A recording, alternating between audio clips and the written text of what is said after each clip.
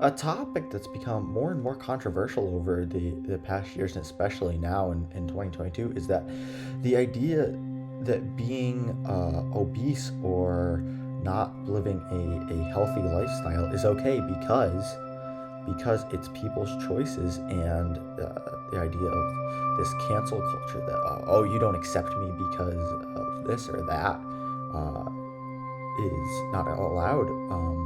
It's really promoted an unhealthy lifestyle, and the importance of being in shape, not allowing yourself to gain too much weight, even on the really low performing end of the spectrum of health, uh, is just such a misconception that I feel needs to be rectified. The idea of body positivity is something that is often brought up, that you're happy with your body, and that's great. It's awesome if you can be content with the person who you are. On the other side of the spectrum, the body dysphoria is also a huge issue, in that people are starving themselves or working out for far too long, pushing their bodies to an unhealthy degree. So both ends of the spectrum are rather extreme, and that's kind of a given. I mean, when you hear that this is the most extreme on this side and most extreme on that side, but you then look at the middle and it's like, oh yeah, not everybody is like that to either degree. And the only things that are ever shared are, of course, the extremes, because nobody cares about, oh, it's average. Okay, that's not really news, or that's not something to look at. So when you hear about these people that are really overweight, in all honesty, like that's what it is.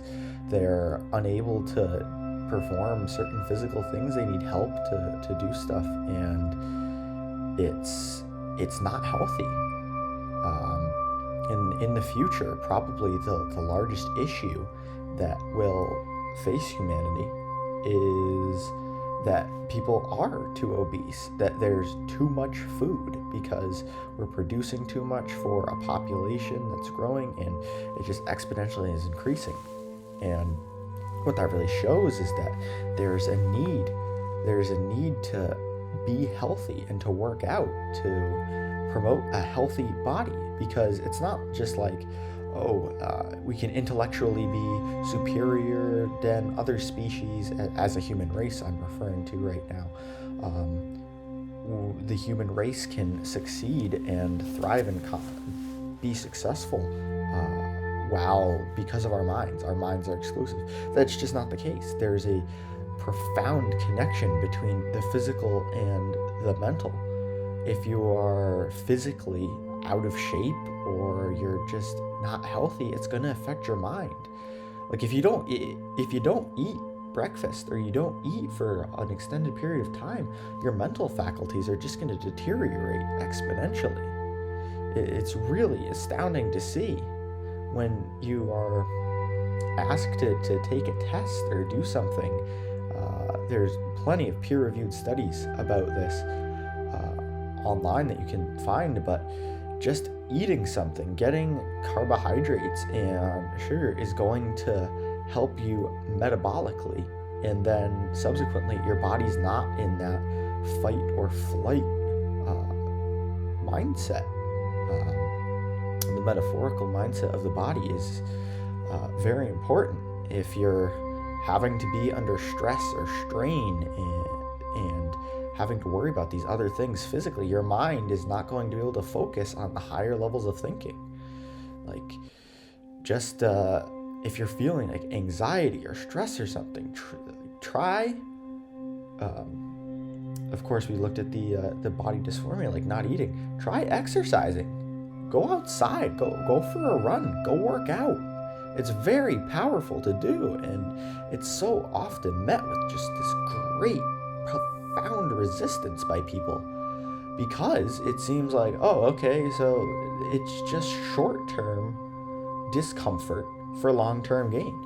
And people just can't seem to get their heads around it that, yeah, if you take an hour and you go to the gym, that's 1/24th of your day. I mean, realistically, you're not awake for 24 hours, but in reality, you're sleeping. Like, it's something that needs to be included in with that. It's sleep, eat, socialize, exercise. It's something that needs to be a part of the everyday understanding of what humans are. It's something that's so vitally important. It's not something that can be ignored in expecting that, oh yeah, if you just never exercise or do anything, you're going to be fine. Like no. You're actively decreasing your life expectancy by not helping even cardiovascular. Your cardiovascular health, your ability to breathe is going to be impacted if you're not exercising.